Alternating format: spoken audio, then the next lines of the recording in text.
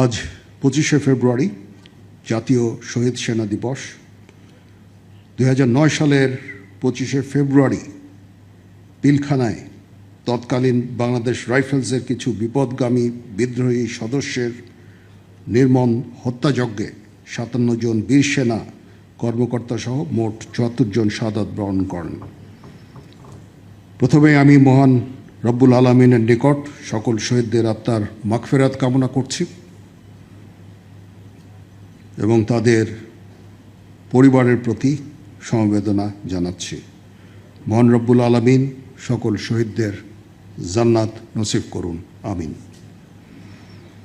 আপনারা জানেন, মাননীয় প্রধানমন্ত্রীর বিশেষ নির্দেশনায় এবং উপস্থিতিতে প্রথমবারের মতো এই কলেবরে জাতীয় শহীদ সেনা দিবস পালন করা হচ্ছে এবং শহীদ সেনা পরিবারের সদস্যদের জন্য ইফতার অনুষ্ঠানের আয়োজন করা হয়েছে। এজন্য আমি উপস্থিত সকলের পক্ষ থেকে মাননীয় প্রধানমন্ত্রীকে আন্তরিক ধন্যবাদ জানাচ্ছি।